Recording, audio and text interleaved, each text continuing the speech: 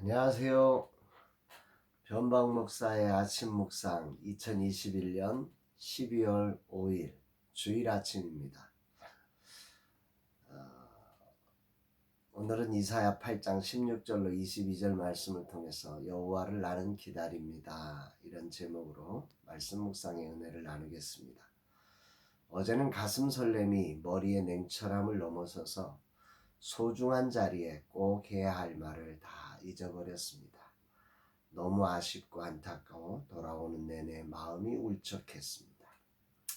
주님, 새로운 가정을 이루고 출발하는 한몸된 부부의 삶에 위로부터 부어주시는 새로움과 새로움을 감당할 새 힘 주사 주 소망이 이루어지는 가정이 되게 하소서. 거룩한 주일 아침 겸손히 주님 앞에 섭니다. 주님, 겸손히 주님을 따르겠습니다. 나의 설렘이 주님의 생각을 가로막지 않게 하시고 주님을 향한 설렘과 기대가, 영혼을 향한 설렘과 기대가 온전한 주님의 지혜로 흘러가는 종이 되게 하소서. 이런 고백을 합니다. 오늘 아침 어떤 말씀으로 인도하실까? 본문은 세상의 거센 흐름이 하나님을 향하지 않고 세상의 지혜와 힘으로 의지하는 때에 이사야 선지자는 놀라운 고백을 하게 됩니다. 16절 17절입니다. 너는 증거의 말씀을 싸매며 율법을 내 제자들 가운데에서 봉함하라. 이제 야곱의 집에 대하여 얼굴을 가리시는 여호와를 나는 기다리며 그를 바라보리라. 이것은 이해하기가 쉽지 않은 표현들로 번역되어져 있습니다. 말씀을 싸매며 제자들 가운데에서 봉함하라. 이 말씀을 어떻게 해석하느냐가 이 본문에 대한 이해의 관건이 됩니다. 이사야 선지자는 증거의 말씀을 적은 두루마리를 묶어 봉함하도록 명령을 받았습니다.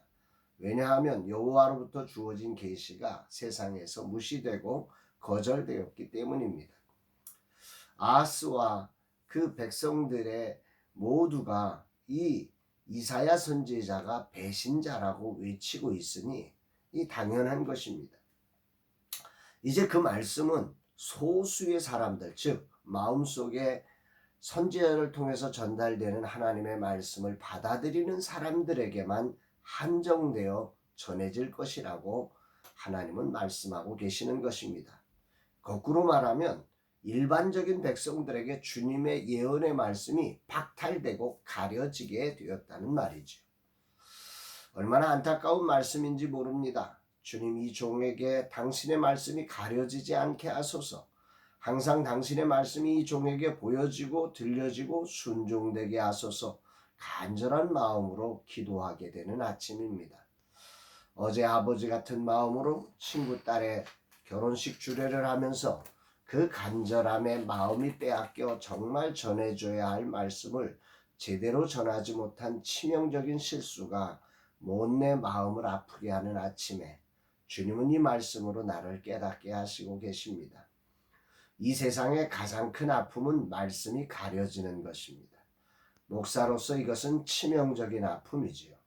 주의 종에게 주님의 말씀이 가려지지 않게 하옵소서. 교만하거나 세상 무엇에 마음을 빼앗겨 말씀이 흐트러지는 종이 되지 않게 하옵소서. 이사야 선지자는 이런 가운데 놀라운 고백을 올려드립니다. 야곱의 집에 대하여 얼굴을 가리시는 여호와를 나는 기다리며 그를 바라보리라. 메시지 성경은 이 부분을 이렇게 번역합니다. 나는 하나님을 기다릴 것이다. 자신을 숨기고 계신 그분을 기다리며 그분께 소망을 둘 것이다. 나는 이 소망을 지키며 여기 있을 것이다. 이사야 선지자의 심정이 고스란히 저에게 전달됩니다. 얼마나 답답하고 안타까웠을까요? 아하스 왕과 백성들에게 배신자로 지목되고 그의 사역이 위축되어진 거 아닙니까? 닫혀진 것 같기도 하지 않습니까? 그런 가운데 하나님께서도 이스라엘로부터 얼굴을 돌리신다고 하시니 이 암담한 순간 선지자는 도대체 어디 있어야 하는 겁니까? 하나님은 얼굴을 돌리시고 백성들은 듣지 않겠다고 배신자로 지목하고 있는 상황에 이도저도 갈 데가 없어진 이사야 선지자 아니겠습니까? 그런데 이사야 선지자는 이때 이런 놀라운 고백을 외치는 것입니다. 하나님께서 다시 이스라엘을 향해 자신을 드러내실 것을 믿고 기다리겠다는, 나는 이 자리를 지키겠다는 것입니다. 나는 믿음을 기대함으로 기다리는 것이다. 이렇게 정의를 하고 싶습니다. 이사야 선지자는 소망에 가득 찬 마음으로 하나님께서 다시 이스라엘을 향해 고개를 돌리실 그날을 기대하며 바라보겠다고 믿음으로 선언하고 있는 것입니다. 이것이 진정한 믿음의 종이 가져야 할 자세임을 배웁니다. 목사의 자주 섞인 말들이 있습니다. 아무리 설교해도 변하지 않아. 그러나 나는 오늘도 이사야 선지자의 고백을 나의 삶의 고백으로 담습니다. 나는 하나님을 기다릴 것이다. 내 힘으로는 아무리 해도 안 되지만 나는 하나님을 믿고 기다릴 것이다. 이 소망을 가지고 내게 주어진 자리를 지켜갈 것입니다. 할렐루야입니다. 주님, 이 종에게 흐트러진 많은 부분을 용서하옵소서. 다시 주님 앞에 섭니다. 이 종을 붙잡아 주셔서 부르신 자리에 소망을 가지고 이사야처럼 서 있게 하옵소서. 이런 고백을 하게 됩니다. 사랑하는 여러분, 인생이라는 존재가 그런 것 같습니다. 뭐 하나 마음을 두면 그것 때문에 주님의 뜻을 이렇게 잘 선명하게 드러내지 못하는 안타까움이 있는 것 같습니다. 이 세상 가운데서 받아들여지지 않고 또 하나님은 돌아선 상황, 그 상황의 선지자는 나는 이 자리를 지키겠다고 고백하며 그 하나님을 기다리는 이 선지자의 믿음이 오늘 아침 큰 울림을 가지고 저에게 들려집니다.